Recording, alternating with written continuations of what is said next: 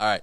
Welcome to Shoot Me Straight. Dave Fields, Eddie Gallagher. Today we have a really cool guest that our friend Joey has been trying to get us connected with for a while. He's a musician, singer-songwriter as well, I believe. Pendleton. Yeah. Is that right? That's right. Awesome. Dude, and we don't know any of your background or any of that, and we get to hear you play today also. So I'll probably play a couple new songs that haven't been recorded. Oh, cool. Just so people have some way to watch them again. Awesome. Yeah. That's awesome. Thanks for having me, guys. Yeah, man. Appreciate you coming down, taking the time to be on here. So like Dave said, yeah, we don't know a lot about you. We usually like to just find out as much as we can about our guests while they're on here, and just, if you want to start where you're from, like Sure, where you were born. Born in Alabama, raised in Florida, right on the line. I still live in my granny's old house. I did live in Nashville for many years, in Murfreesboro, chasing the dream and all that. I lived in Panama City for a while, but mostly right here. I used to live in Miramar for about a half a year, a couple years ago. So pretty familiar with all the Gulf Coast, from Pensacola to Panama City. I've lived somewhere in those cities and played all of them. Played over in Louisiana a little bit, but Gulf Coast guy, raised in Florida. I got an old farmhouse. It's 100 years old. I've been remodeling. I am raising my 3 kids there, and should be divorced soon. Me and the ex-wife are getting along pretty good. She gets me every other weekend, and some other times when I'm flying out of town. So all that smoothed out pretty good. Just waiting to release this album, and writing all the time. I've got a full-time gig here in Sandestin and Baytown at Rum Runners. I've been playing that piano bar for 13 years. Wow. Dang, 13. Yeah, Off and on. And even when I lived in Nashville, we would come back for like Christmas and whatever, and I'd pick up like 2 or 3 gigs. And I just played in Pensacola last weekend, but I also have a house gig at Floribama.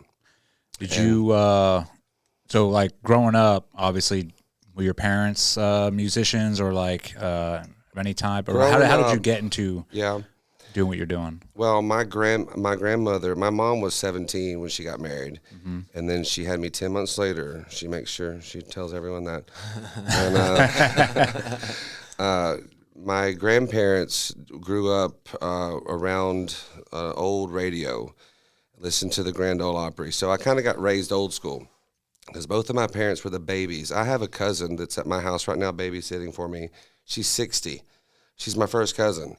So I grew up with everyone being much older and old mindsets, older ways of living, which I love. I'm really thankful for that. But they would all play fiddle and sing and get on the porch. So whatever they'd listen to on the Grand Ole Opry that night, they'd try to play it the next time they all got on the porch. So it came deep in my family heritage. My mom and my cousin Karen would sing like the Judd style music at fairs and stuff in the 80s, and my dad played guitar in church, and both of my grandpas were pastors. So I got stuck on the platform earlier in life and learned how to sing and play the piano, but I didn't learn a real piano till I got like 27, and I started in the dueling piano shows, all the stuff with your left hand and things.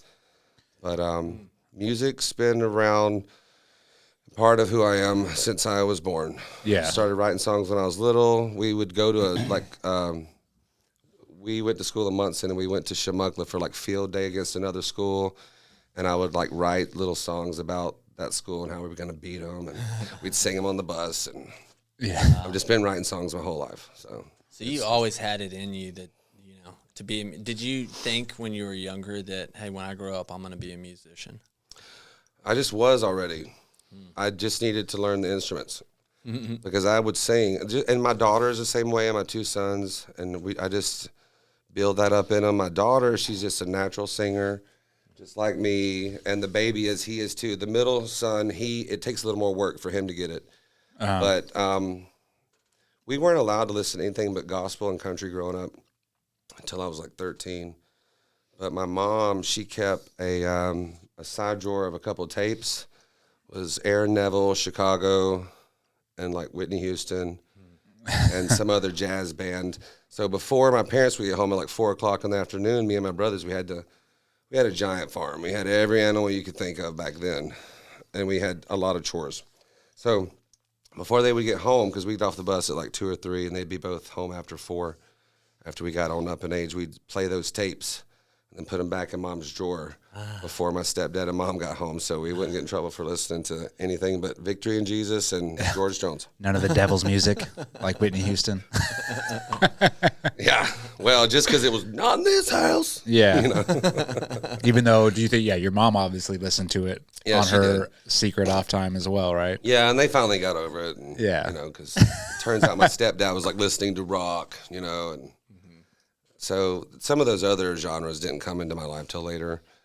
But and then the piano bar, you learn how to play everything, and it's I don't know. Music's just always been who I was. You know, I remember always like writing a little tune, or like thinking of some little rhyme and writing it down and then singing it for somebody, and gospel music too.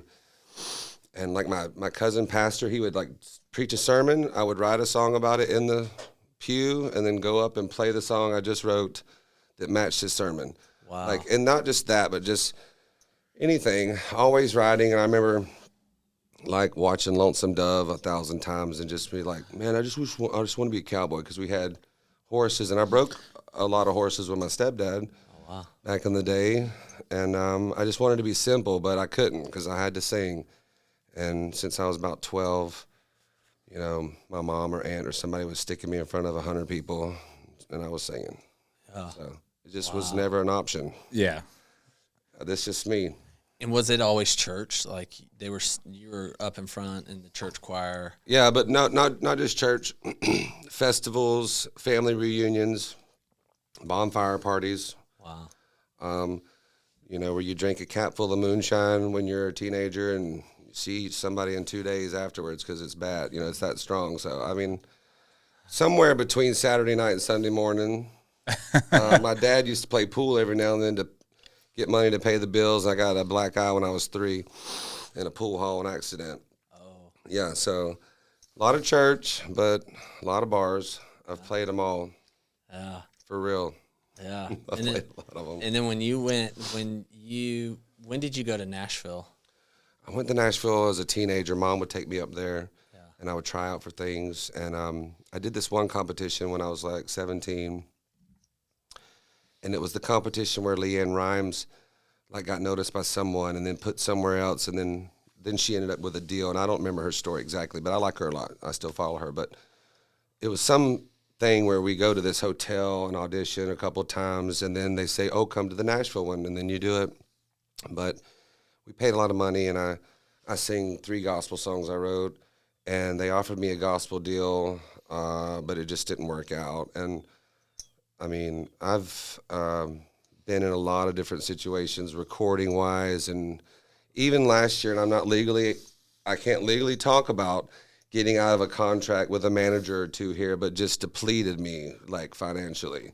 Yeah. So I've been around the wrong people. I've been around some good people. Mm-hmm. And so people are like, well, you know, you're getting older and you really haven't made it, but I already made it. Like, I've already made it. Yeah. I've got my house and my kids, and I play music. And I think after this next year, this album, I've been sitting on, I recorded it in Nashville with a bunch of really, you know, talented, semi-famous musicians that all work for the big guys. They all played on my last 2 albums. I think I just had to wait, you know. Maybe I can play bigger shows. Maybe I can have more streams, but I'm not upset about where I'm at in life. I get to live, you know, 45 minutes from the beach. I played New Year's Eve in Nashville, and we had a big show. So, I'm pretty blessed. Where'd you play at in Nashville on New Year's Eve? I played at the Grand Hyatt Hotel. Okay. And I brought my kids and my mom, and they stayed on the 22nd floor, and then I played the rooftop bar, and it was like $2,000 a reserved table there. Wow. And it was a great big show, and half the rooftop is, you know, uncovered, and you walk outside for the fireworks from downtown. Of course, we were in the thick of it playing. Me and my buddy that produced my last album. My last album, my radio song did get to number 42 on Billboard, and it was number 1 on the indie charts for 7 weeks, and I thought that was really cool. And COVID shut down my radio tour. COVID shut down that album's potential, really. But everything happens, and I'm still just kicking. How hard is it, like, to make your way through getting up in the music industry? That has to be, because a lot of it seems like it's kind of just luck too. It's like it just happened this one time. It's not necessarily just talent, because there's a lot of really talented people that never become super famous, and they may be more talented. I think I could say that sometimes that's their choice. Okay. They don't. And sometimes it's not worth it. Yeah. And even now, because I've got the kids, most of the time, and they go to school, and I take them to school. For me, if I could work out to do some great big tour, like Wednesday through Saturdays, and then be able to go, because they don't distract me while I'm on stage if they're in the wings or on the bus. But they're more important than, getting to whatever level. Yeah. Now, I know, and so I didn't make it when I was younger and all those years and just trying. I went to American Idol like 7 times. I went to The Voice. Oh, wow. Like 4 times. I've done all the competitions in the world. I'm serious. I've sang in the subways in New York. Wow. I've went out to Oregon and played in Portland and Pendleton, Oregon, which I love. Can't wait to go back. Wrote a song about Oregon. I really loved it out there. But I don't feel like, hopefully my bank account will start to match the dream a little more this year. Last year was fine. The year before was good. Every year gets better. Every year I have more opportunities like this to come and share my music. And I got a huge foundation down. But, making it, the big leagues, I don't know. We'll see. Yeah. So you think, is that still like a dream to make it to the big leagues? I want to play on the Grand Ole Opry, and I was this close to playing last year, and the management situation I had ended. I think I can say that legally. And it's still a dream. I think I can still do it. I'm only 41. I don't feel 41. I'm living pretty healthy compared to my late 20s and early 30s as a dad, but I still know what I'm doing. I can get out there and play the biggest show, open for anyone. I'm ready. I can do it tomorrow. I could do it tonight. Yeah, I could do it tonight. So I've played some big shows. I've opened for some big people. I've met a lot of artists in different ways, and I don't feel like anyone's bigger or smaller than anyone. I feel like we're all just doing our thing here. So what do you think? So in order to play, like you said, you want to play the Grand Ole Opry or do something big, what steps does it take to get to that level? Like, is it one of those, because I don't know much about the music industry, but it sounds like, from sort of listening to you, and I've got some other buddies that are in the Hollywood industry, and they're trying to write scripts for movies, and it's almost like the same dynamic where they're like, sort of I'm just waiting for my shot to get this out there. So do you think it's more, if you wanted to play the Grand Ole Opry or some big event like that, is it you reaching out constantly to people like, hey, man, I want to do this, or is it you sitting back waiting for a call? Oh, it's somewhere between that. I am waiting right now. I'm just tying up some things. I'm kind of working on some areas of my life, practicing guitar more, trying to get to where I want to be, where I look, and how each part of each song sounds. So I'm just still working right now. I think it is going to happen. That's good. I was on a TV show earlier this year for songwriting, and it's going to be on Netflix in a couple months. And I admit, I kind of showed my ass at the end of it, but I felt how do you think super manipulated and just. So how do you think you showed your ass at the end of it? Well, because at the Floribama, I won first place, and the Floribama wanted me to be on it. Not the Floribama, but a couple guys that worked there. And they were like, go on this songwriting show, and I did. And after that, they fed us a bunch of bushwhackers, and I don't know what I can legally say about all this anyways, but they pulled me off the bus near the garbage can and told me I had an ego, and I was just floored. I couldn't believe they called me off to embarrass me in front of all of my peers that were there, still from the night before, because it was their big award show, the Bammies. Mm-hmm. And Is this all like being filmed while they're telling you this? Yeah, and they Okay. just pulled me off the bus randomly after I won first place, and they're making us wait for hours to do stuff before we get on a bus and drive for 2 days to somewhere in Georgia to do it again at another place. But they like pulled me off, and then they wanted me to. By the way, I was the oldest guy by like a lot. Everyone else was like 19 and 21, little beautiful kids, all writing songs that were really good. Yeah. Really good. And then one girl that was probably 31. So I was like, Dad, but they wanted everybody to run into the ocean, and like for $100, I'm like, I don't need the $100 to ruin my $300 boots to run in the ocean and for your TV show. Oh, you have an ego. No, I don't. I'm just not 21, and I'm not screwing my boots over right now, you know? Yeah. And it was a little much. But You know those shows do that stuff on purpose. yeah, they though, do. right? And I just ate right into it. I could not help it because I had to like rearrange my whole life for 6 weeks, get my mom's schedule compared to my soon-to-be ex-wife's schedule, school. I mean, I had to plot out everything in my work, and I made this video, and some investors gave me a lot of money, so I didn't have to work for like 6 weeks to pay all my bills, so I didn't stress. Yeah. And it was just this big, giant thing I had to do to get all these things just right. And then, they take me across the country, and they're like, we challenge you to play guitar. I'm like, obviously, I'm a piano guy, but I play a little guitar. Didn't have a guitar. They gave me a really nice guitar. And because of it being a guitar, I had to choose a song that I could play really great on guitar that might not have been a great song lyrically. So they said that was fine. They said, go out here and tell the camera, we'll see you next round. You definitely made it, blah, blah, blah. And then they cut me after they told me I made it, and I was just staying in there like I knew this was happening. And so I did do a throwaway song. I did 2 throwaway songs. I did not do my best songs because it seemed a little weird. And because I knew that once we got to a certain place in the show, then they would own half of everything I performed. I agreed to that. But so I threw these throwaway songs.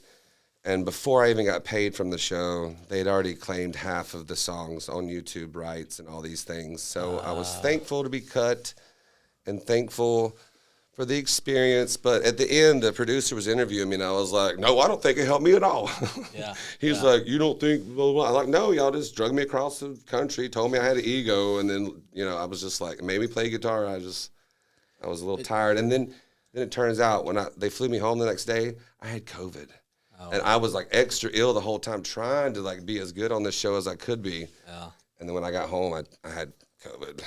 It was like It's a whole different story when you got 3 little kids in a wife, and it's like, okay, I'm not like I can't just waste days like this. And they would take the phone away for like 14 hours straight, and I'm just like sitting there. I don't know. I think it's funny, and I'll be on TV. But I'm not mad at it anymore. I was upset that day because I felt like it was such a waste of my time. Yeah. For all the work I had to put into it just to do that for like less than a week and then get cut on purpose. Yeah. But the Floribama loved it, and they were happy I represented, and they treat me really well. And they've got some really cool things coming up where they're going to promote me to their XM radio station and kind of get behind my shows a little more. So they wanted me to do it. I did it. They were happy I did it, even though I got cut. So hey, that's all that matters, man. And at the end of the day, I have some buddies that went and did. They're currently doing some reality TV.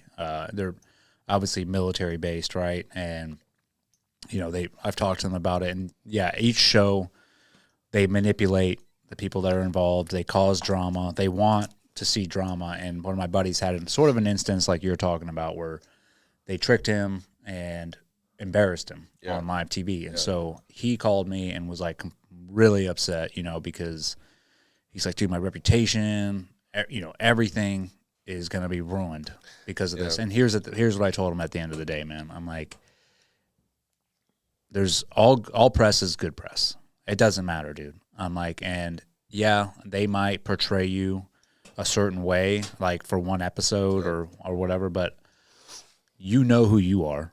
You know what your reputation is, and like for you, you know your skills. You know how good you are. It sounds like Floribama knows how good you are, and they're happy with it. That's all that matters at the end of the day. And they can sit like the Netflix or whatever, series. They'll put out what they want to put out to sell. Edit and it how they want to. Exactly. They'll edit how they want to edit. At the end of the day, you just stand on your own morals and your own values and who you are, and that it'll pay off dividends. And like I said, even all press is good press. They can put that out. Somebody is going to be like, they're going to look past that drama, but see you play and be like, this dude is talented. Like he's got talent. I think so. Yeah, I think, dude, I that's wish how I it hadn't works. People reacted forget. exactly the way. Yeah, they will. But I came home and told everyone that around me what happened. So I mean, I'm not embarrassed. It's just part of life. It is. It's not like I haven't done worse things. Exactly. So, this just happened to those be weren't filmed. filmed. right. But it's a growth experience, man. Yeah. As long as you learn to get past that. Oh, they played me Yeah, totally. that's all right. Because they were like, they didn't even, it was just, I think it was all supposed to happen that way, and Floribama's happy, so whatever. Yeah. So so growing up on a farm and gospel and country primarily, and With a little bit of R&B in there hidden. Okay. Yeah. and then like Soul stuff. there is something with the Grand Ole Opry that I think I got to play it. I think you're from the north. I'm from West Texas. Not from anywhere. Yeah. Eddie's from Canada. All over. Yeah. Nah, and I'm like I just don't understand the context of it, but like if you're from the deep south, like the Grand Ole Opry is just it's iconic. Yeah. It's giant. It's Did the you only call it like place the I pinnacle? really want. I mean, of course I want to play Red Rocks. Of course I want to play, like, open up for some big person in New York. But I can handle the biggest stadium. I've played for 20,000, 30,000 people. I love it. I can get them going. It's where I'm supposed to be. But the Grand Ole Opry is just kind of sacred. Yeah. Yeah, it's musically, and just because the connection to the older generations that I was kind of raised by. I got to skip back. Even my children being raised in my old house now, I kind of give them that old school version of life compared to, we do have iPads and we watch TV and cartoons, and the boys are obsessed with Legos, but we get outside and we walk in the woods like my granny walked with me. We have one wheels. We take the one wheels now, but I give them an old school raising. The Grand Ole Opry is just something that I've always wanted to do. I'm good enough to do it. I think I should do it. Let's do it. Yeah. I can't stop thinking about it. It's like the history too behind it. I don't know. Like I see that a lot. So many people in my community. Yeah. It's sort of like the pinnacle of It is. for down me. here. Yeah, for you. Yeah. Well, I think, you sound like you're still motivated, like that's part of your dream, and What else am I doing? Hey, but that's good. You still have that dream, something to work towards, right? Yeah. Like say, and you can look at it. It might be frustrating right now. You're like, dude, I've been wanting to do this for years, but you're still working towards it. I always look at the bright side, and because I always try to find the silver lining and everything. And like, say you played the Grand Ole Opry 2 years ago, and now you're back playing at Run Runners or whatever. You're doing your thing. What would you be working towards now? Well, no, I think that once I play it, they're going to invite me back. Yeah. And I want to play it a lot. Okay. Yeah. See, if you get in decent and like they have a good, experience, they'll have you back. And I've seen a lot of folks that I have friends that have played the Grand Ole Opry, people at my level, and maybe they're higher because they played the Grand Ole Opry, but people in my circles in Nashville and even at the Floribama, because the Floribama is kind of like Nashville on the beach. Okay. You never know who's going to be in there. I've had all kinds of famous people be at the show. Even here in Destin, like Kane Brown was at the Piano Bar a while back because he has a place on the golf course, and you never know who's going to be over there in Floribama for real, though. But if they can do it, I can do it. Oh, for sure. I guess what I was trying to say is you still have a dream that you're trying to achieve, and I think a lot of people, especially our age, I'm in my 40s, like they are sort of stuck in the rut in life where it's like, this is what I'm doing, and it's just over and over and over, and they're not trying to achieve something big, which you still have that in you, and I think that's awesome. to be able to still be striving for something in your 40s. I still got to build a barn too. Yeah. I tore down the old one. I got to build a new one. I got a bunch of plans, and I got little kids. Yeah, so, which makes it tough. Well, but, it makes it easier for me mentally. Like, I don't have an option to keep dreaming. Yeah. Yeah. Does who has like been one of your most inspirational artists? It's changed through the years, different times in life. You can look back. I can look back on my albums and hear influences from different artists in subtle ways. I really tried to. When I was younger, I thought about 5 or 6 artists I really liked. I learned all their songs. I learned how to sing each of them, and some of them would probably sound silly if I mentioned them, but I mean, Keith Whitley, when I was really little, country, just storytelling.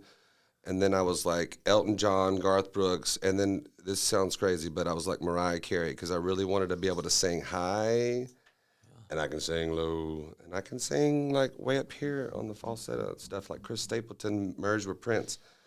And so Chris Stapleton sings higher than me, and he has his own little world there that I really love. But it's always changed. When Stapleton came out, I ate up everything he put out. I'm still... Like listen to everything he's got. Probably 20 years ago, I was obsessed with Gavin DeGraw. Learn all of his stuff. Mm-hmm. Had to learn Elton John for work. I did go see him live, and he was good.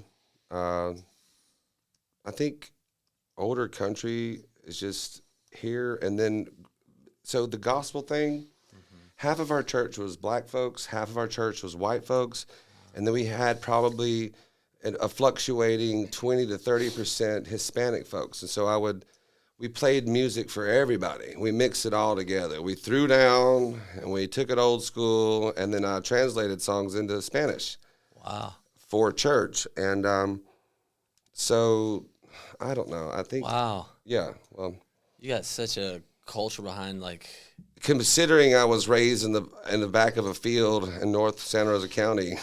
Yeah. Seriously. Wow. Yeah. But No, that's awesome. Yeah. What I love is when someone has just such and has had a passion about something since they were little. yeah. And to see them go through trials and struggle. A lot of no's. It just stays and they continue on. Yeah. Little Big Town didn't really make it till they were together 18 years. Wow. They played 18 years before they really made it. Wow. So I'm getting close to that. And not just the other stuff I've done, but like my own music. So You ever play in bands? yeah, before? and I have a band. I have band members that play with me at different spots. A fiddle player, a couple guitar players, a couple drummers that I use. My bass player lives about 4 miles that way. Okay. Yeah, so... and then the dueling piano shows, I play all over the country. I've played in Vegas. I've been lucky enough to be friends with the owners of a couple of the establishments, and they're like my buddies that they'll have me out. That's awesome. But I was supposed to go to Cleveland next month and play up there at a dueling piano show, but I'm just going to wait till it's not as cold. Yeah. I don't mind the cold. I don't mind it, but I spent 2 winters in North Dakota, and you have to say it that way or they hit you. Dakota. That's some tough people North up there. Dakota. But Yeah. I loved it up there, and it was just ice world. But Yeah, I'm not a fan of the winter. You can keep it. Yeah. I can manage with it. I got a red beard. I think I was meant for it. But Same, but I don't miss it. I prefer grew it up here in Indiana. Florida. I Yeah. can travel. I just live here though. Wow. I'm so anxious to hear you sing now. But like Well, now I don't even know what I'm gonna sing. I think I'll sing my new song still. Mariah Tap Carey. Out. I want to hear you sing Mariah I'm not Carey gonna song. sing Mariah Carey. But I did learn how to do falsetto from her and Mama's Whitney Houston and Chicago tapes and Aaron Neville. What's your favorite Mariah Carey song? Fantasy, I guess. Yeah, there you go. The Old school with ones. ODB. Old school ones. Yeah, she's one of the top. I mean, I think of like throughout the it's Yeah, like she is. Celine Dion, Mariah she's Carey, number Whitney one. Houston. Yeah, my stepmom. So my stepmom, she was obsessed with Celine Dion, And we would go every Saturday night down to the mall. And back then, the mall would stay open until like 2 in the morning. Like the mall would close, and then Dillard's or wherever it was would stay open another 2 hours. So we would go down there, and my dad would just stay in the car after so long, and we would just be blasted with Celine Dion for the 2-hour trip back every Saturday, and then have to get up really early for church the next morning after being blasted with Celine Dion most of the night, or Kenny G is what she liked. But Merle Haggard, George Jones, that's what I was raised on, you know. Keith Whitley, Travis Tritt, Vince Gill. Awesome. Yeah, for sure. Awesome. Gonna play some tunes? I want to hear it. Yeah, let's see what I can sing this morning. I tried to warm up on the way here. Yeah.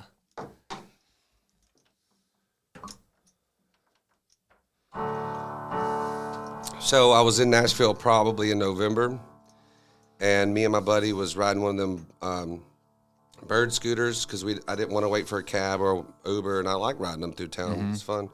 But we went to get a haircut in the Gulch. Oh, I don't know if we have to move this. Was this loud enough? Here, we can. Yeah. Sorry. And we were riding the scooters through Music Row over to the Gulch to get a haircut to avoid downtown. We were on Broadway, but came down to the hill. And if you've ever been to Music Row, it's got a bunch of old little houses. They're like 2-story and newer buildings too. But there was this giant picture of Jelly Roll, and me and my buddy Ryan, he went with me, and we were talking about everything that morning about my career, and you know, at that moment I was a little discouraged, just kind of over it. At that morning I was kind of just over it, and we pulled up to the stop sign, and this giant picture of Jelly Roll's #1 song, whatever it was, and he's like, "You're gonna be as big as him one day." And I was like, "Dude, I've been working out." And he was, no, like, he's like, "Your career." And I was like, "Oh." I was like, and I literally said, "I think I'll tap out." And I'm just kind of over it at the moment. And I wrote this song on a bird scooter in Nashville, Music Row, headed to the Gulch to get a haircut. And I finished it about a week later, and it turned into a breakup song, but it's not like sad. It's just kind of like a moving breakup song.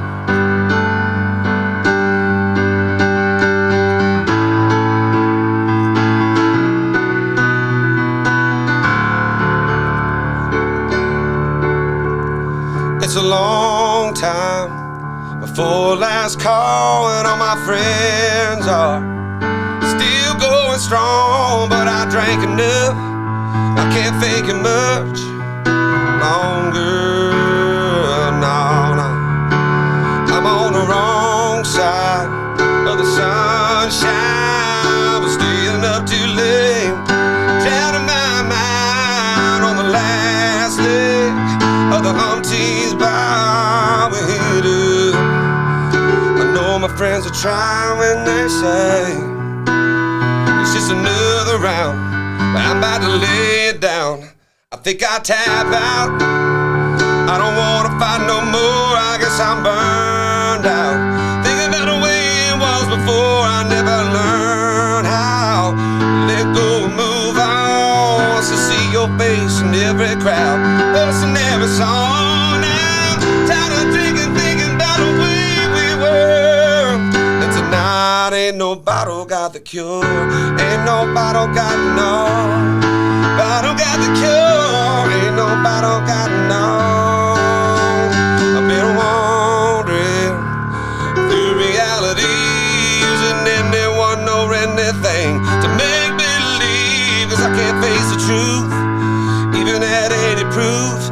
I think I'll tap out. I don't want to fight no more. I guess I'm burned out. Thinking about the way it was before. I never learned how to let go and move on. So see your face in every crowd, us in every song. And now, tired of drinking, thinking about the way we were. And tonight ain't no bottle got the cure. Ain't no bottle got no. Bottle got the cure. Ain't no bottle got no. Most of the time the booze ain't bad, and I remember everything I thought we had. I think I'll tap out.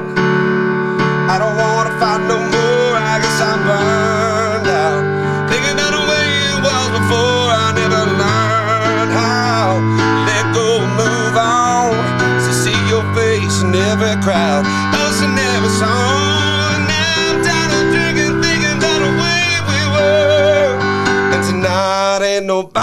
got the cure.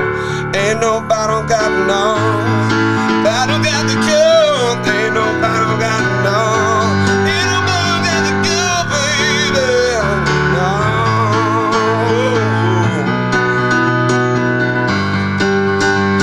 It's a long time before last call, and all my friends are still going strong. Tap out. Brother, dude. Oh my goodness, man.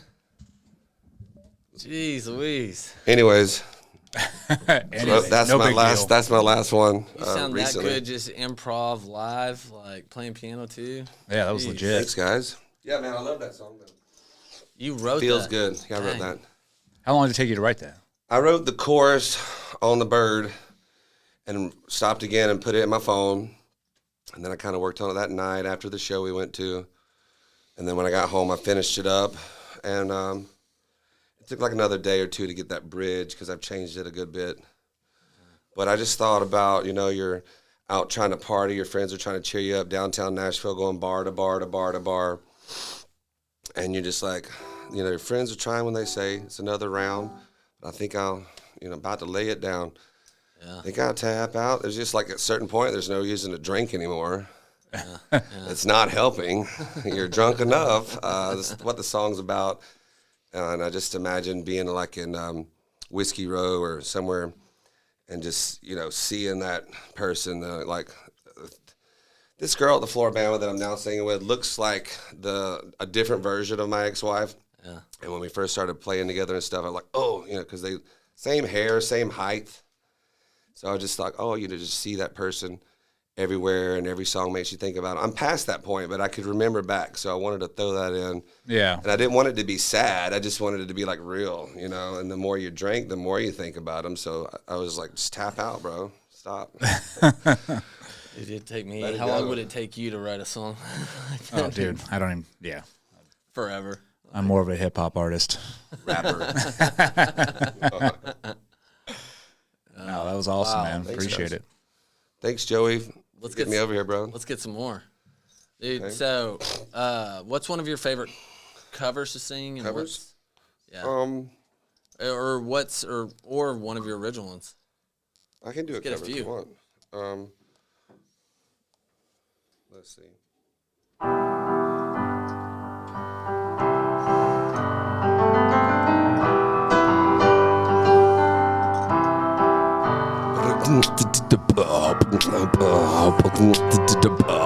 Is that coming through? I don't know. I always do that live, though.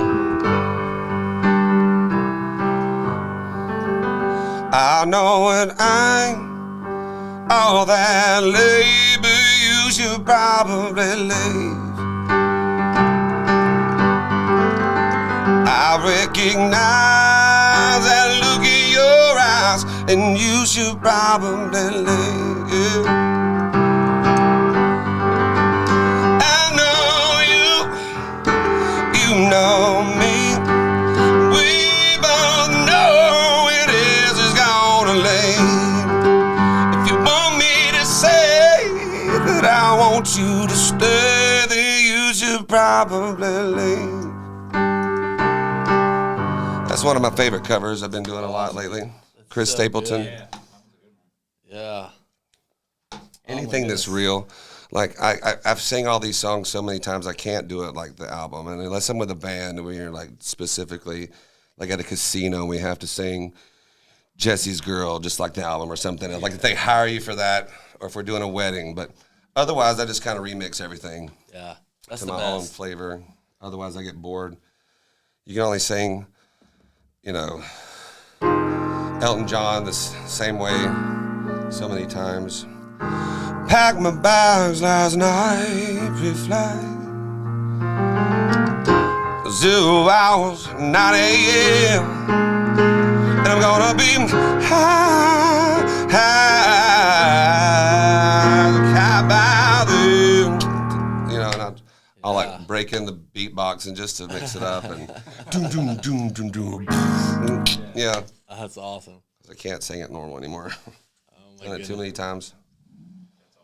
Dude, so good.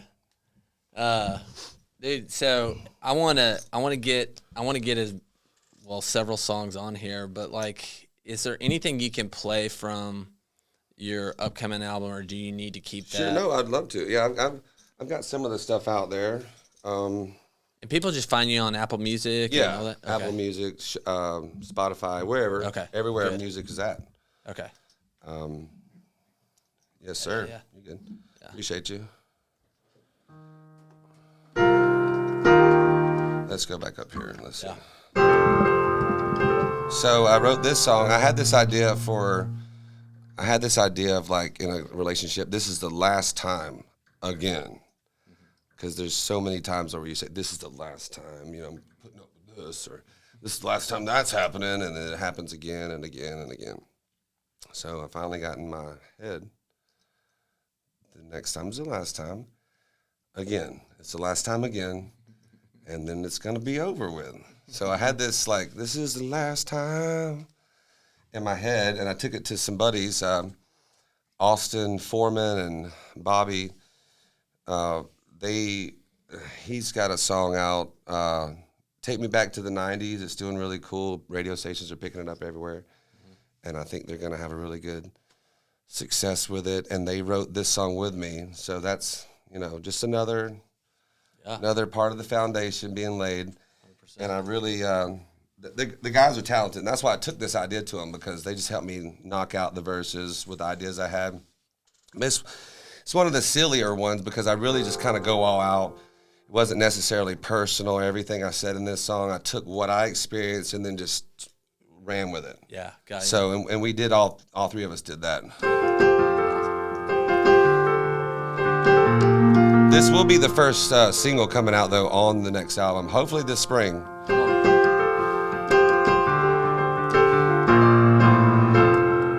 Someone told me you were sorry. Hell, I already knew that. Well, you did me, they can all see why I'm never taking you back. See, we've been down this road, almost lost my soul. It's easier said than done. It's what you need, ain't what I want. Letting go, hanging on. I'm tired of playing games I can't win. This is the last time, for the last time again. I've been drinking on the weekends, still make it on Sunday morning. I ain't perfect, but I'm working on getting good at getting gone. See, we've been down this road and it's taking its toll.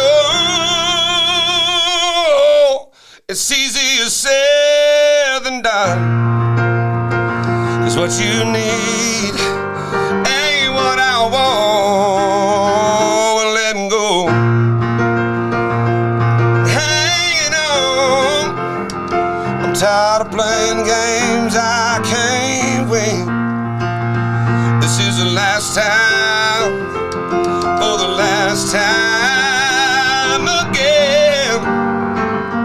And it's the first time I feel like myself. And the longer I'm away from you, better I get.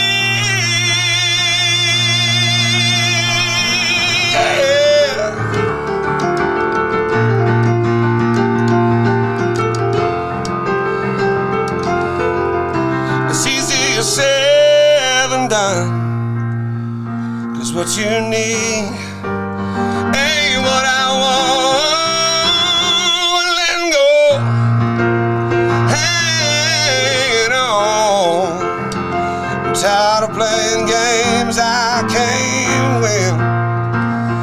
This is the last time, for the last time again. Oh, this is the last time, for the last time again.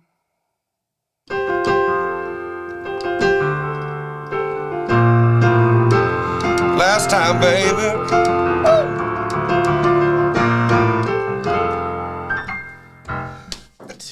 dude. Incredible.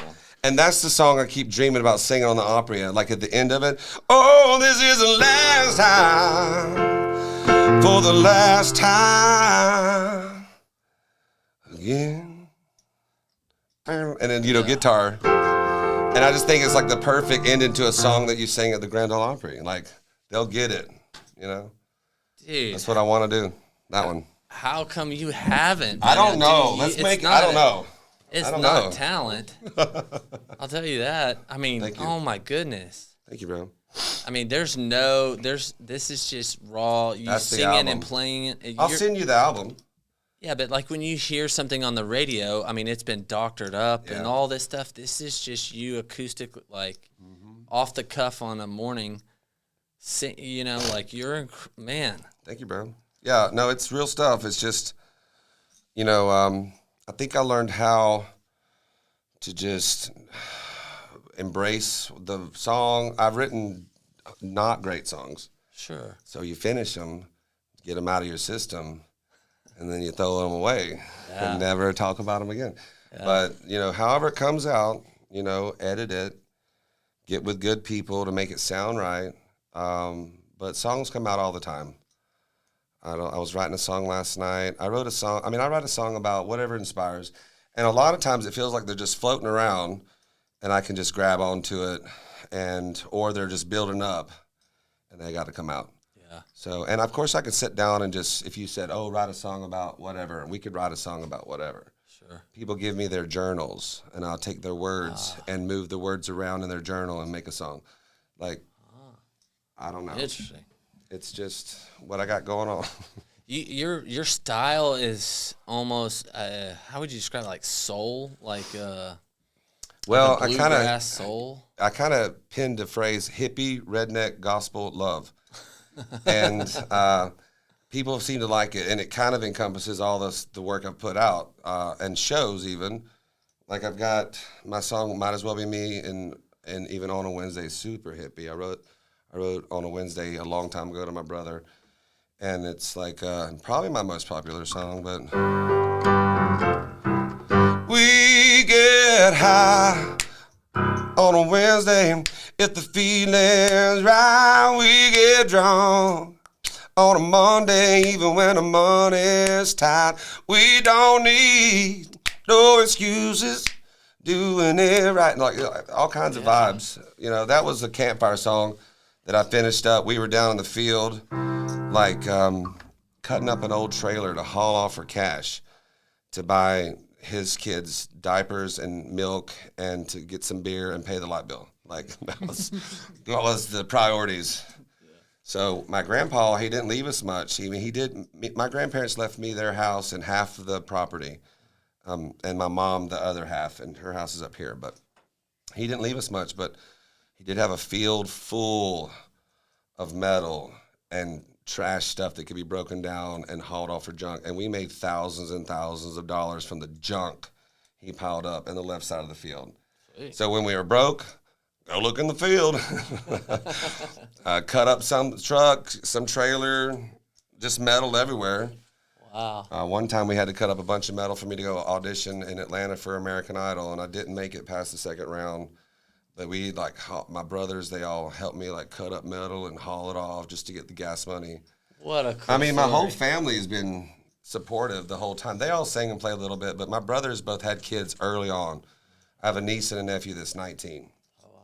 And then I've got a 2-year-old, a 4-year-old now. Yeah. So it's different. Mm.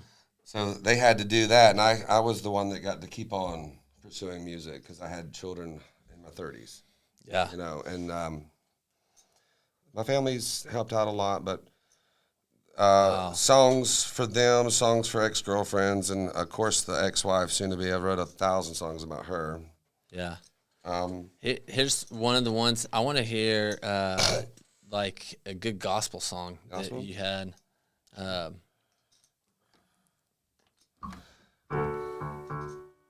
Well, this is on my last album. It's online and everywhere you have music. It's called Catch Up Tomorrow. And I play it at funerals, and it's a gospel song per se. It's not really I've already got 2 other country albums written. I've got this little EP I've kind of just put together in the last 6 months that we're going to record at the end of the month in Fort Walton and then send to Nashville for drums and mastering. But I've also got this giant gospel album, like Throwdown, Kirk Franklin meets Chris Stapleton with a Prince guitar with a lot of organ and a choir on everything. Okay. I'm not doing that today, Okay. but I can't wait to record that in Memphis, and I've got it lined up. Okay. It's just I got to get through these other albums, then we're going to go to Memphis, Okay. and we're going to record an epic, big Elvis-y inspired kind of moment. But this one is too a little bit. My dear Aunt Martha had passed away, and we had visited her in North Alabama a bunch, and then my brother's brother-in-law passed away, and then my mom got really sick and had to have crazy back surgery, and she was just like on the verge. And I prayed, and I said, you can't take her, God. I need her for a while longer, and she survived. But between my aunt and my brother's brother-in-law, who we grew up with, he was like my brother too. Between those two people and then my mom, this song just poured out.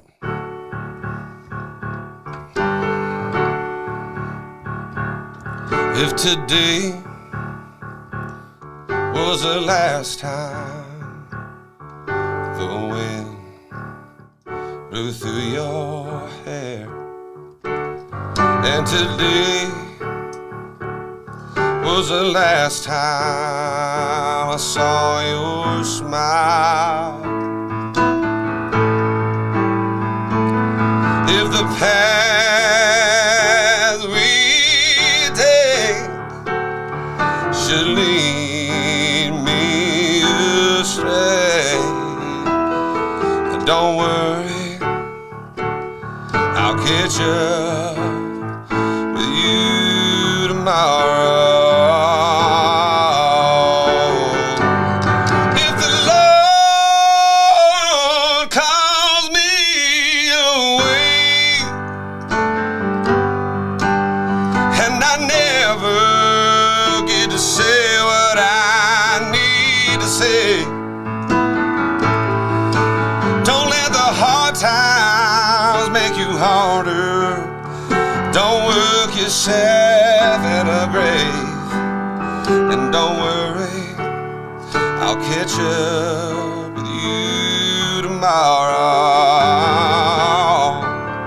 If today was the last time I walked in the sun with you, then today was the last time I saw your eyes.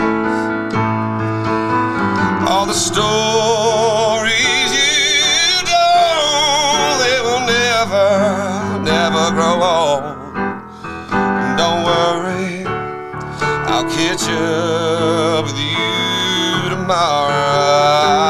tomorrow. The Lord calls me away,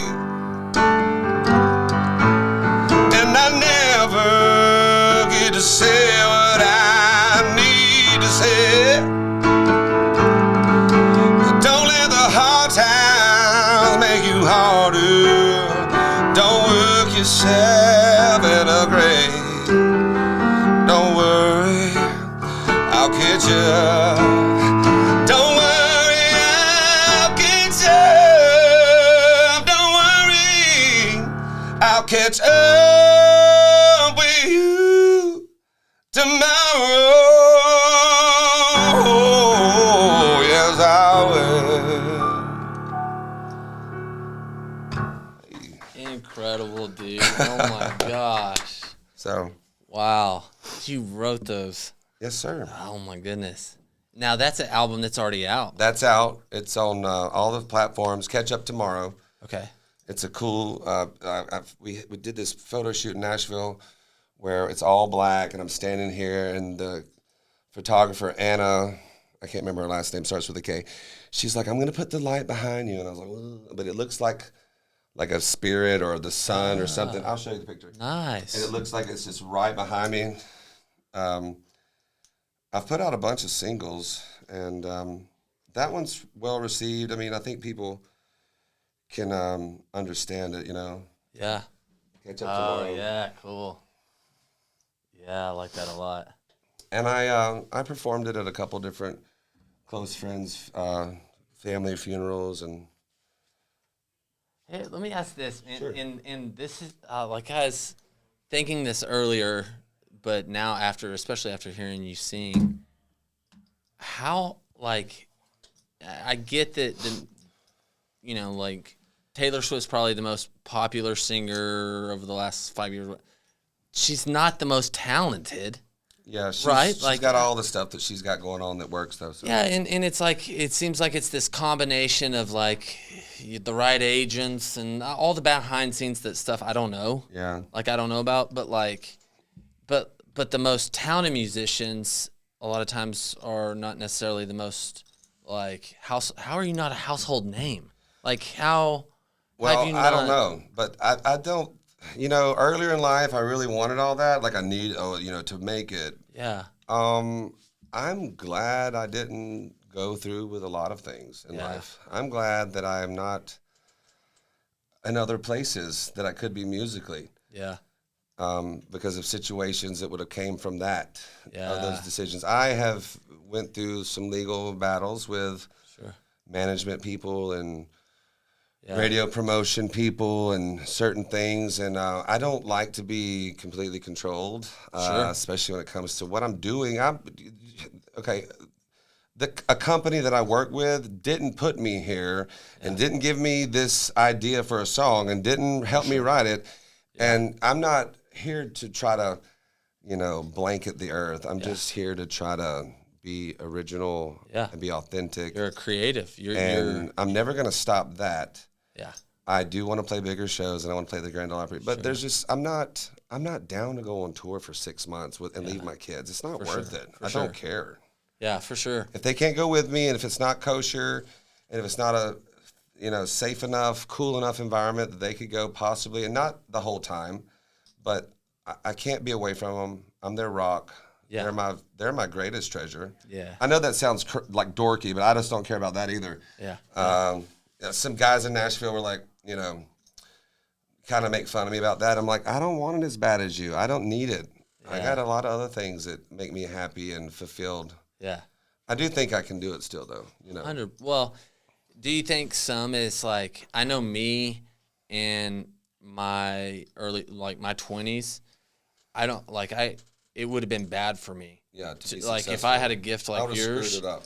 I wouldn't have been ready for it. Yeah. Do you feel like now you're like, okay, like all the life experience and stuff, it's good that I didn't Billy get- Joel really didn't make it till he was 42. Like, Elton John was not too old, but like even, what's his name, Renna, that I think that's his last name, that is like Arrow in the MCU, he was 42 Okay. when he got his first big break. Yeah. I'm not worried about an age. I'm not worried about all this time.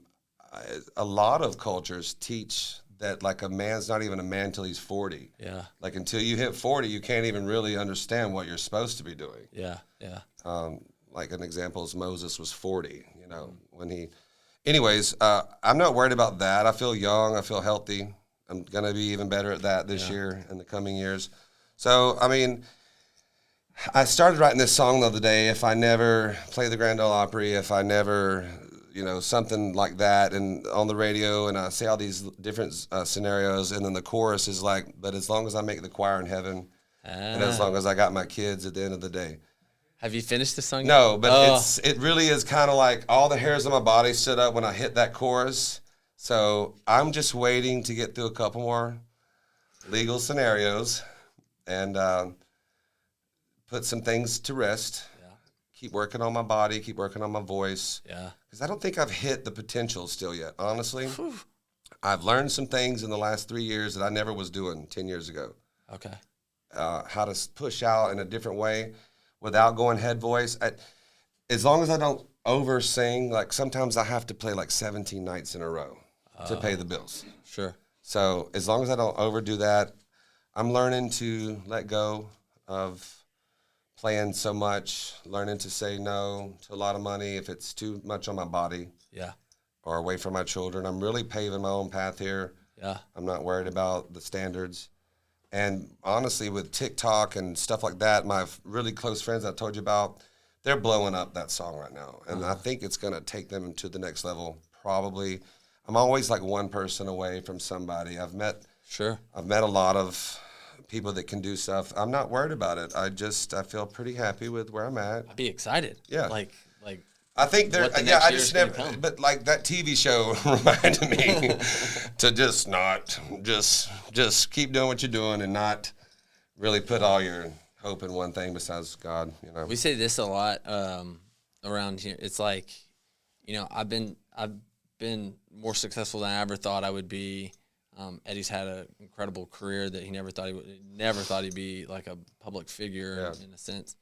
But like I think of the biggest flex nowadays isn't like, hey, look, I'm multimillionaire, blah, blah, blah. It's like the biggest flex is like control of your time, freedom of your time. Yeah. Like, what's the price on that? Being able to do the things that you love. Yeah. You know? Sure. And so like pave your own path. I love that. Yeah, I definitely am. I think I've got. But I do want to get you to the Grand Ole Opry. Yes. And I do want to I'm already thinking, hey, let's turn off the cameras and let's finish that song so that I want to hear that song. Dude, I got it in my phone. It's gonna be good. I want you to finish it, but I've got to finish this. I got to write the second verse. Okay. But it's kind of been on my heart, and honestly, like 5 years ago, I wrote this super patriotic song that I felt dorky about because I love America. You know, I love. For sure. And I've voted for both sides all through the years. I'm not like one side. I put it away though. I decided that I don't want to be known for that. Yeah. Like it's not a bad song, but it's super like polarizing probably. Yeah. So I put that away. I've been pretty conscious about what I'm releasing. Yeah. And I haven't released anything in years. Yeah. Because I just want to. Your song's really more about just love of America. This song is, it is. Yeah. It still might come back. I've rewritten the verses a lot. Yeah. I've made them less stinging. I think, but it doesn't matter what it is. Someone like people will take it. They'll take it one because day. I'm, you know, despite the way I was raised, I went out there. Yeah. Like, and Key West, New York. Nashville for years and years and years. Because of music, it opened doors to all kinds of ideas and everyone's ideas. And I don't judge anybody for anything. Yeah. I mean, I'm pretty chill about, as long as you're not hurting a kid or something. Yeah. 100%. I don't care. Musically though, I think it's important for me to be able to just say, no, not doing this. No. Not doing this, and now it's like I've made it this far. Sure. You know, I've made it this far in life. Why am I going to let someone completely come in just for some money and tell me everything to do all day? Not doing it. Yeah, for sure.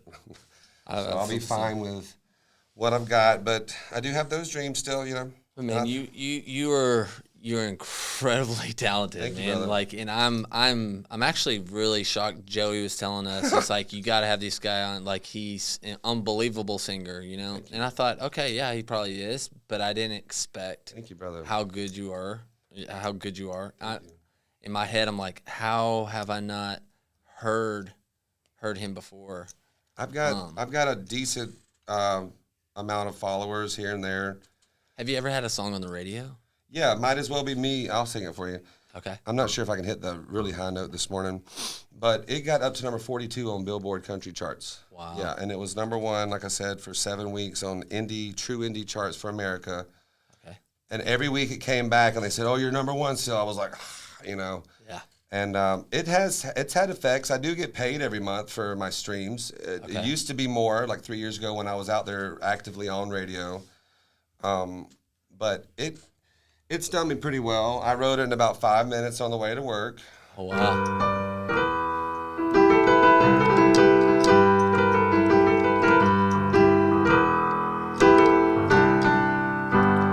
I wanna drive till I don't see no city lights. I wanna get higher than every star in the sky. I wanna come home.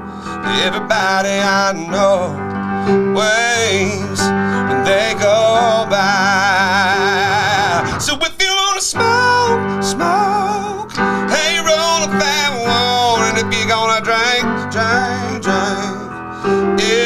pass me one. If you wanna pray, Lord knows we'll get on our knees. If you're gonna love somebody, might as well be me. Hey. I wanna get lost, that look in your eye. I wanna be town, I love you just right. I wanna come home, you every night, baby. You know I try. So if you wanna smile, smile, roll up that one, and if we're gonna drink, drink, drink. Pass me one. If you wanna pray, Lord, get on our knees. If you're gonna love somebody, it might as well be me. Hey. And anyways, and then break it down, and I got everybody clapping on it. But that's the one that's my only radio song so far. Incredible, man. Thanks, man. Incredible. It goes to a bridge and breaks down, but I do have a song. I didn't want to put it on the album because it was just so cliche. It's called Hand Me a Beer, and we did a really cool music video out on Crab Island with like 5 pontoons. Oh, cool. And I didn't bring like attractive people. My manager was like, you have nobody hot in this video besides you and your wife. I'm like, I'm not even hot. I'm just here. And I didn't care. I let all my like super fans that came to my shows the most come on the boats for free. Oh, wow. And we shot this really fun video doing like jumping off the boats and playing around in the water. And Aloha Rentals gave us the boats for free. Could have just brought Joey and had him take a shot. Yeah, Joey, next one. No, but the next beach. So I do have another beach song, and I'm going to release it this year, hopefully. And it's called Beach Town. And that's why I'm like not drinking this year to help just kickstart the workout. I've been like lazily dirty bulking for 2 years, like just really not just. But I'm working out. I'm working out 5 days a week, no matter what. Just I was drinking like a fish and eating like a loser. And so I'm really drinking happy like a musician. Yeah. Well, late night because I'm like starving to death by after 8 hours of driving and playing a show, and then you're like, God, Whataburger and or Waffle House to help me drive 2 hours more home. You know. Yeah, for sure. I've been able to switch all that up again, but because I want to ride my one wheel with a bunch of my friends and my kids are all really good on their one wheels. It's like you know what it is? Like a skateboard with one. Also, I got mine in the truck. If you want to try it out. I do. I'll do it after this. All right, cool. And anyways, I have an idea for how I want to do the show, and I just want to be in the best shape mentally and physically when I release this, and because I'm going to put a lot of money into the music video. And we're going to shoot in Panama City. We're going to shoot it at the Floribama and in Destin again. I'll sing that song for you if you want. Yeah, 100%. So it's way cooler with the guitars and down, but here we go. Yeah. Let me make sure I'm in the right. Because for years I'd be like, I'll start a show. I'm like, how many people don't have to go to work tomorrow? And they go, you know, everyone loves that crap. Yeah. I love not that too, but my job's pretty fun normally. You know, I'm not mad about my job. I only drink at work, by the way. So I don't keep alcohol at my house. I don't drink anywhere because if I want to, it's at work. So, but happy to be on the wagon again. So I would ask folks that, so I had to put it in a song. I ain't gotta go to work tomorrow. I ain't gotta go to bed till the sun comes up. Y'all raise your cups up. I ain't gotta worry about nothing right now. There's nothing right now I can do about anything anyhow. So nothing's gonna get me down. I ain't gotta do nothing I don't wanna do. And all I wanna do is get to loving on you and that view. From a pontoon on Crab Island, that old song. Your sunglasses with a pretty smile. Hair in the wind, windows down. Headed out, clocks out. In a beach town. We spend $100 at the dollar store. We got everything we need and just a little bit more. Baby, I want a little bit more. I promise no fast, no jealousy tonight. I know you've been waiting a long, long time for that view. song. Your sunglasses with a pretty smile. Hair in the wind, windows down, headed out cloud town, in a beach town. Baby, why don't you say we just stay? Yeah.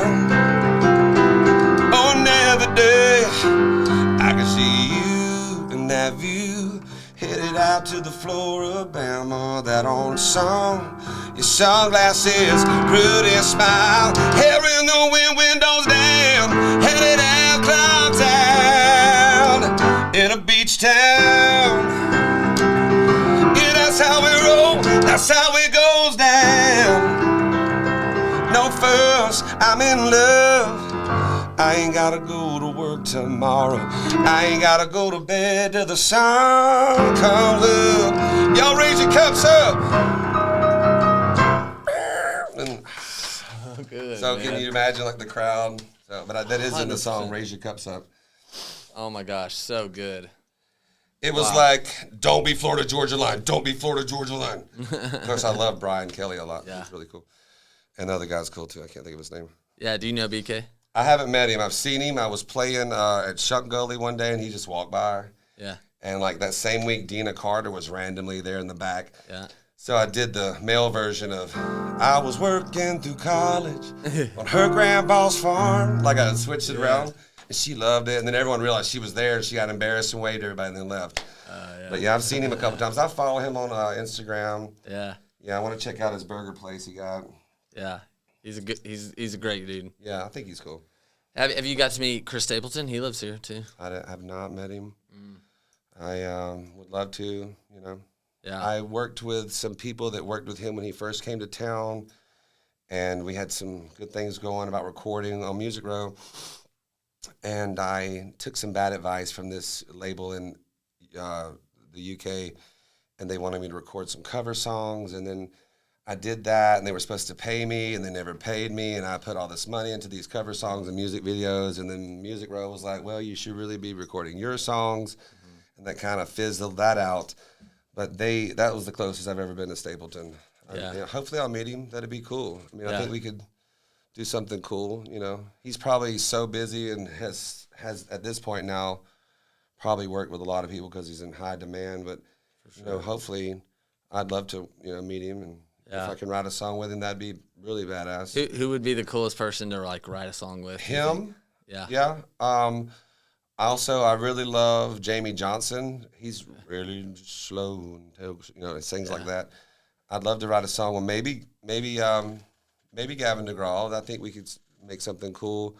You know what's really silly? The other day on CMT, whatever award show that was, a while back, like Patti LaBelle was on there, and she's 79 singing her tushy off just. So I've looked up that song, and I thought, I don't know why I like this. It's 2 Steps Away. It's really kind of a, you know, love song. You know, she wrote it with some folks, and it's totally her, but like vocally, it's just like nuts because I like all that vocal kind of, what is it like? Acrobatical vocals, like they just up and down, and she does all this crazy, and then, and just these notes. So like, I don't know what part she wrote of that, but I had a crazy dream like 2 weeks ago that my brothers were with me and my mom and my kids and some friends, and we met Patti LaBelle on top of a mountain, and she gave me a spaceship. And it's like, in my mind, I was like, oh, I should cover Patti LaBelle and put it online. And after I did, the spaceship took off, and then it was just like concert in my brain. So I don't know. I mean, I'm just kind of silly, but I do like her. I don't know if we could write a song together. She's like 79. Yeah. Stapleton. You could cover it. I think I would have to now. Yeah. I think I have to. Why would I have that weird dream about Patti LaBelle literally giving me like this spaceship? Yeah. So Out of like all the artists that you've looked up to that have inspired you, what's one of your favorite covers to do? Well, I don't think I've mentioned Vince Gill and Keith Whitley enough because they really were my first 2, like, total I knew everything, and Travis Tritt. I knew everything they did. I put out everything that any of those guys. I mean, I like all that stuff. Yeah. It's I'd have to look up the really one I love of Vince Gill the most, but it's called My Pretty Little Adriana. I sing it sometimes. It's like a random once a year request from folks. So I looked it up. My daughter loves it, but I don't even know what key it's in at the moment. I haven't played it in months, but Yeah. I don't know. I love Lee Bryce. Okay. Rumor. This is always a favorite. Girl, you know I've known you forever. How many nights have we got together? See a little crowd, little bar, little town, around that soul dance floor. My boys are laughing, tap me on my shoulder, making a move like y'all get any closer. Wanna know what's up when I still holding you, even when the song is over. There's a rumor going around about me and you, stirring up a little town last week or two. Tell me why we even trying to deny this feeling. I feel it, all you feel it do. There's a rumor going around, around, around. Won't you save and make it true? Oh, make it true.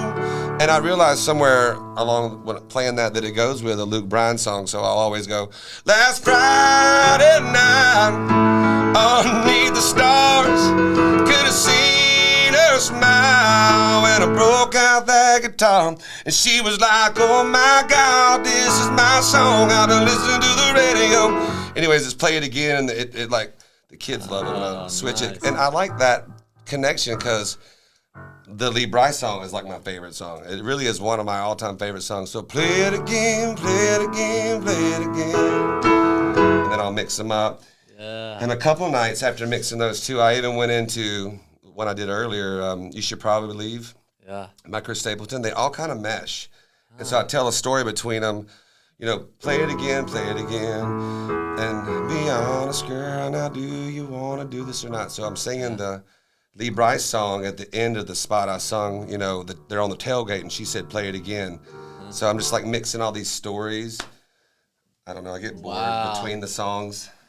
That's such a gift, man. Thanks, bro. Like I just heard it years and years ago when I was over in Rosie's. It's right when Apologize came out. And I was playing it all the time. You know, holding on your own, got me 10 feet off the ground. And after I did the verse and the chorus, I told the guy that was on the drums, I was like, go into zombie, because it's the same. What's in your head, in your head? So he would do zombie, and I would go, it's too late, you know, on top of it. So we did that over at Rum Runners, and the assistant manager, Charlie Armstrong, he plays guitar. So I'll play the keyboard, and I'll be like, it's too late to apologize. And he goes, what's in your head? And then we'll drop the music and sing those choruses on top of each other. So I like to mash up a lot of that stuff. I was doing it like just naturally in Pensacola, but when you get to Nashville, everybody mixes all the songs.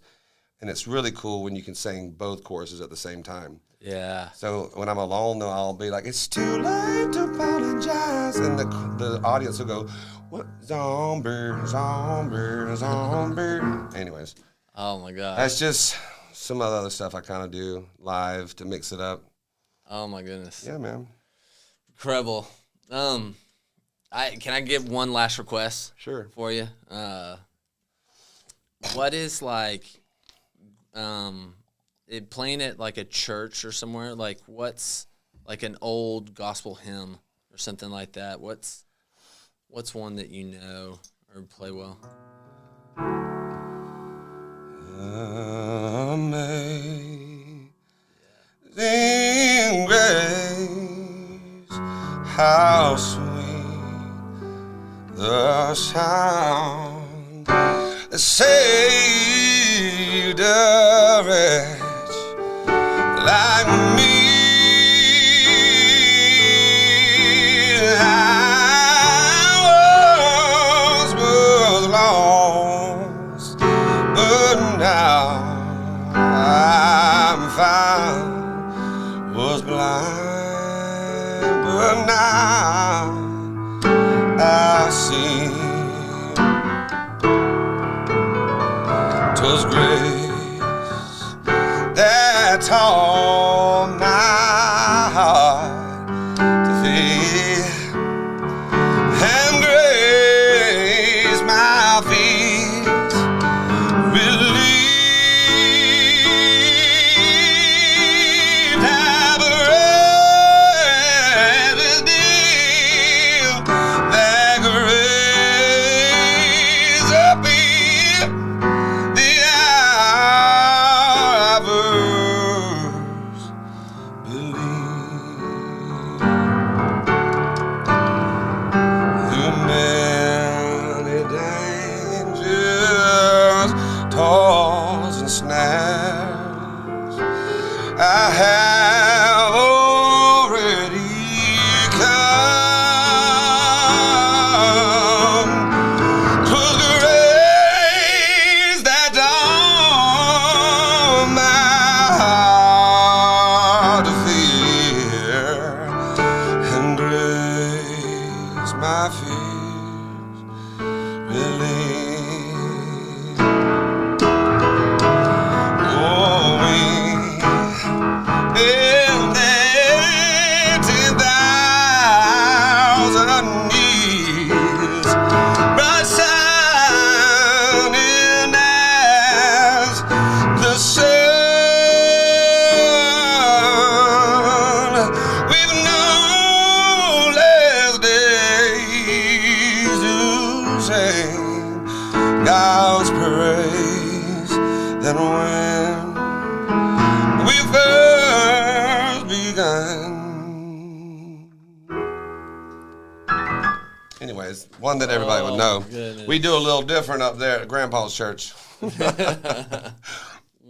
How incredible, man. Yes, Thank sir. you so much Thank you, for man. coming. How can people that hear this and they're like, how have I not recognized, like, I need some of his Apple Music, Spotify. Yes, do Pendleton, DEW, Pendleton, Apple, YouTube, Spotify. I put out some new stuff on TikTok. I've got an Instagram that shows where I'm playing most of the time, and then, the Facebook pages. Okay. And I got a Twitter. I'm barely on that, but I do put some random stuff on Twitter musically. But mostly, you can find my music across the board, what's out. I did take an album down. I've only got one whole album out right now with several singles. Catch Up Tomorrow is one of them. Might As Well Be Me is one of them. Mm-hmm. If you go to YouTube, I've got 4 pretty decent quality music videos to support the last album that we did for 4 of the singles. One of the songs is called Headache, one of my favorite songs I've ever wrote with another dueling piano guy, Greg. And then I think right now I'm just trying to build up TikTok while I'm not chasing little kids and ducks. For sure. If people want to support what if people want to have, if they're Gulf Coast area or Lower Alabama, they want you for like private events or something like that? I play private events all over. It just depends, if you really want me to get there. Like I said, North Dakota, they flew me up 2 years in a row to play their parties all week long. Okay. And so honestly, it just depends. It's the best way to reach out on Instagram. Instagram, Okay. Totally. Instagram or Facebook, the artist page on, on Messenger. Okay. It comes to me. I had an assistant. I've had a management team. I've had like 12 people working on my calendar with the last release. But I had to let all them go, and I've had to come back down and kind of humble myself and just wait and work and grind and focus. Yeah. And I really think this year I'd love to be able to put this album out. And I'm recording some stuff at the end of the month, too. It's some newer stuff. I'm going to record it here and in Fort Walton, send it up to Nashville, let them redo it a little bit, and master it, and add drums and things. And I'm just going to, the minute I have the okay, I'm going to just start dropping music. I think I'm going to release a single like once a month for the rest of the year. As soon as I get past this couple legal issues, and they're almost wrapped up, I believe. Okay. So maybe March, maybe April. But if you go ahead and follow me on Spotify now, and you go ahead and like me on Apple Music and download my last album, then you'll get an alert when my new music comes out. Nice. And I've got a bunch of live stuff on YouTube and a bunch of live stuff on TikTok and Instagram. Okay. And I do go live on Facebook Live even still now because a lot of my older fans are like still on Facebook mostly. Yeah. So it's much more interactive than TikTok is even now. So you can find me everywhere. All right, you heard it. Do Pendleton. Yes, sir. Check them out. Support them. If you guys want them for like a private event or something. I'm playing one today at the beach house at the golf club. I'm going to his private event today at the beach house. It's friends. You can go. Awesome. Thank you so much, man. Appreciate I super you, brother. appreciate it. Yes, sir. Thank you, Joey. You got a gift, man. You really got a gift. Incredible. All right. Out. Yes, sir. Sweet.